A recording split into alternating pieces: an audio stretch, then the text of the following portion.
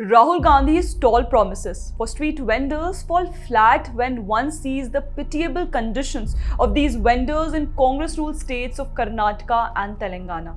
On the contrary, the PM Swanidhi scheme is benefiting a large number of street vendors across the country. The latest example of a Congress harasses street vendors is that in Karnataka's capital Bengaluru, where thousands of street vendors are holding protest at Freedom Park today. Thousands of street vendors are protesting in Karnataka's capital Bengaluru today in opposition to the constant harassment at the hands of the state Congress government. The protesters who gathered at Freedom Park alleged that the threat to their livelihood is increasing as they face constant harassment at the hands of civic officials. The protest comes after Karnataka Deputy CM DK Shivkumar's recent statement in which he directed for several restrictions for street vendors. The order calls for street vending in the city only in designated vending zones or through mobile vending, and that vendors would now be required to carry identity cards.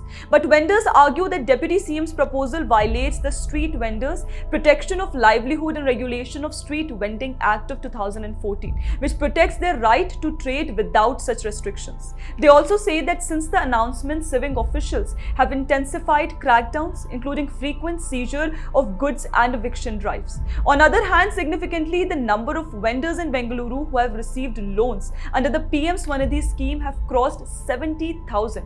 Just some days back, street vendors in another Congress-ruled state of Telangana had alleged large-scale harassment at the hands of authorities. A new story published in Telangana today titled Hyderabad Street Vendors Fight for Survival had revealed that while malls symbolize modern progress, the eradication of street vending spaces without viable alternatives was affecting thousands of livelihoods. It's like playing cat and mouse with the police every day, said Lakshmi, a pickle seller near an upscale mall in Hyderabad, describing drastically reduced income. Vendors are forced to go to less profitable areas, losing their custom base. Confiscation means losing not just daily earnings, but their entire capital. Many pay bribes called hafta to operate temporarily. But then the question, why does Rahul Gandhi keeps on preaching for the welfare of street vendors when his own people are doing exactly the opposite? One remembers how time and again Rahul Gandhi was seen holding interactive sessions with street sellers and promising them the moon. Is he befooling them?